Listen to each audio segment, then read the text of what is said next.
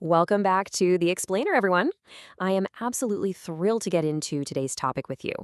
If you've ever stopped to wonder how the human mind and body process truly massively overwhelming stress, well, you are in the exact right place. Today, we're treating this like a masterclass on the mind-body disconnect. We're going to explore what happens when our psychological defenses are pushed way beyond their limits, resulting in either a profound split in consciousness or an actual physical alarm bell ringing in the body. It is just a fascinating look at our own internal survival mechanisms. So let's dive right in. Here is the syllabus we'll be following for today's explainer. We'll start with Section 1, the mind-body disconnect, then move right into escaping trauma, detachment, the body speaks, conversion, and we'll wrap it all up with our summary on treating the unseen. All right, Section 1, the mind-body disconnect. To really grasp these complex disorders, I want you to think of the human nervous system kind of like an electrical grid in a house. When there is a massive surge of power, which in our case is overwhelming stress or trauma, the system has to do something to prevent a total meltdown, right? So it trips a circuit breaker. Today we're looking at two very different ways that circuit breaker trips. On one side, we have dissociative disorders. This is when the disruption happens in the mind's software, a breakdown in the normally integrated functions of your consciousness, your memory, identity, or perception. On the flip side, we have somatic symptom and related disorders. This is where the distress manifests in the hardware itself, physical symptoms or intense health anxiety that carry a massive underlying psychological component. Understanding this core split is absolutely foundational to everything we're about to learn today. Moving right along to Section 2, escaping trauma, dissociative disorders. I want you to imagine a situation so psychologically unbearable that the mind basically decides the only way to survive is to completely alter its own reality. The first mechanism of this kind of escape is dissociative amnesia. Now, to be clear, this isn't just misplacing your keys. We're talking about the complete inability to recall important autobiographical information, usually tied to a traumatic or highly stressful event that is just way too extensive to be considered ordinary forgetting. It can be localized to a specific time, selective, or even generalized to your whole life. And sometimes it even includes something called a dissociative fugue, where a person suddenly and unexpectedly travels away, completely amnesic for their own identity and their past. The crucial thing to learn here is that psychologically, this acts as a defense. The memory is dissociated, literally split off from consciousness, rather than being repressed in the classic sense. Taking that fragmentation even further, we find dissociative identity disorder, or DID. This disorder is characterized by a severe disruption of identity that involves two or more distinct personality states, which are often referred to as alters. And this comes with recurrent gaps in the recall of everyday events. Patients experience a really marked discontinuity in their sense of self and their agency, meaning they experience profound alterations in their behavior, memory, perception, and even cognition. Now, there is a fascinating and intensely debated clinical question regarding where DID actually comes from. Our sources highlight two primary models here, and it's important we look at both impartially.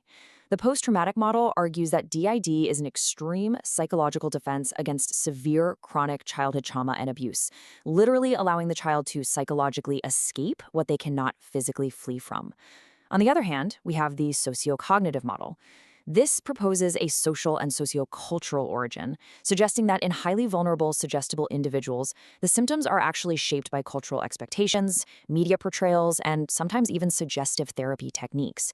Both models are attempting to explain this profound fracturing of identity, and it remains a heavily debated topic in the clinical world today. So how do clinicians actually treat a fractured mind? Well, for dissociative amnesia, the goal of psychotherapy is to safely process that underlying trauma. Hypnosis is sometimes used to aid recall, but this requires extreme caution regarding the accuracy of those memories. For DID, we're looking at long-term, phase-oriented psychotherapy. The immediate goal is stabilization, which eventually moves toward trauma processing and ultimately the integration of those varied identities back into a single, cohesive self.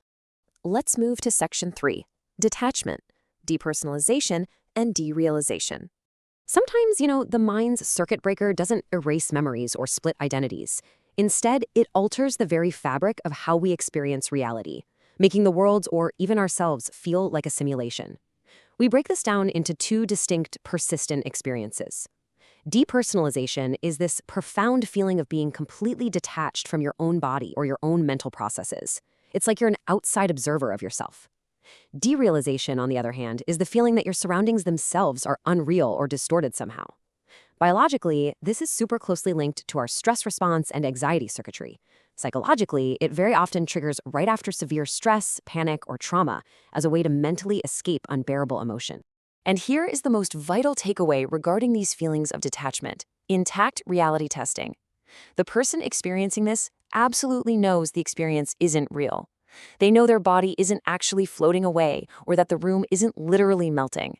This intact reality testing is exactly what distinguishes this disorder from psychosis. However, as you can imagine, it causes massive distress. Treatment usually involves cognitive behavioral therapy, or CBT, to target the fear of the symptoms themselves, because ironically, that fear is often what maintains the cycle of detachment in the first place. So, we've spent some time looking at how the mind fractures to protect itself. But what happens when the mind can no longer contain that distress and the psychological pain has literally nowhere to go but out into the body? That brings us to section 4, the body speaks, somatoform disorders. In this second half of our explainer, physical symptoms are taking center stage. Let's define somatic symptom disorder. This involves one or more distressing physical symptoms accompanied by excessive thoughts, feelings, or behaviors related to them. We are talking about disproportionate concern, sky-high health anxiety, and excessive time and energy devoted to these symptoms persisting for more than 6 months. Now, as a teacher, I really want to bust a massive myth for you right here. The symptoms may or may not have a diagnosable medical explanation. The disorder is defined entirely by the excessive psychological response, not by whether the symptom is considered real or medically verified. The distress is completely real, regardless of its origin. But why does this actually happen? Well, one absolutely fascinating psychological cause is a concept called alexithymia. This is a severe difficulty in identifying and expressing emotions. Because the person cannot verbally or cognitively process their emotional distress, that distress is essentially forced to express itself somatically, through the physical body. It's a striking reminder of how deeply interconnected our internal systems truly are. When the mouth can't speak it, the body sounds the alarm. Next up, we have illness anxiety disorder. This is slightly different. Here, the preoccupation is with having or acquiring a serious illness, but the actual physical symptoms are either completely absent or very, very mild. The distress here is driven by a catastrophic misinterpretation of normal, totally benign bodily sensations. A simple stomach rumble is interpreted as a severe, life-threatening disease. The anxiety sensitivity is just off the charts, and the preoccupation persists even after appropriate medical evaluation and reassurance from doctors.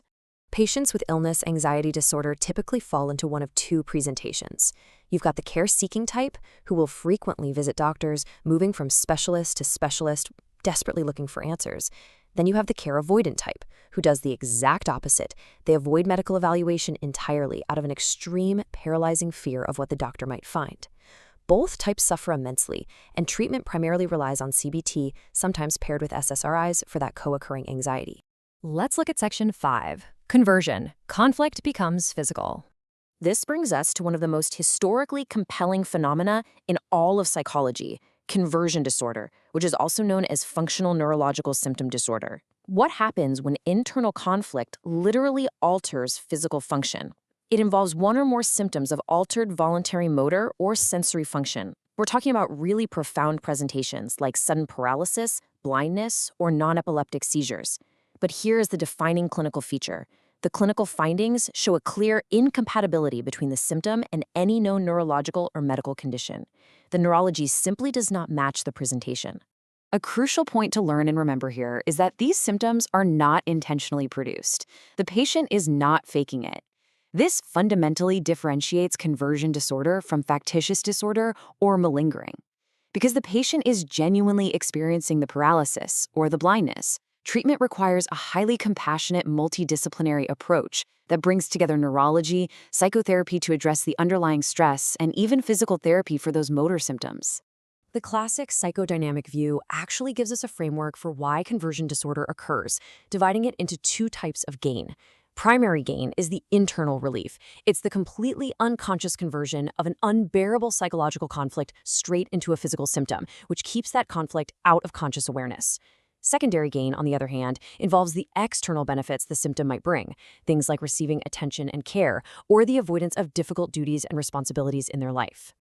Finally, Section 6, Summary, Treating the Unseen. We have covered some incredible ground today, traversing from the fractured mind all the way to the echoing body. Treatment across these somatic disorders requires a really strategic approach. CBT is foundational for reducing health anxiety and reattributing those catastrophic symptom interpretations.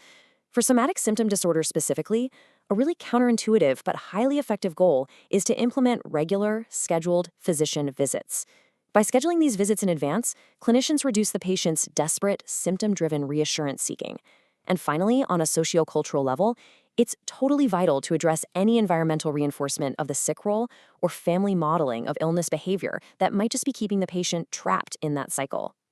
I want to leave you with this really powerful concept from our lesson today. The disorder is defined by the excessive psychological response, not by whether the symptom is real. It forces us to completely rethink that dismissive phrase we've all heard, "It's all in your head." Because whether the mind splits to hide traumatic memories or the body creates profound physical paralysis to mask emotional pain, the suffering is very, very real. It really makes you wonder just how much of our physical reality is being quietly directed by the unresolved conflicts hiding in our own minds. Thank you so much for learning with me today on The Explainer. Keep asking those big questions, and I'll see you next time.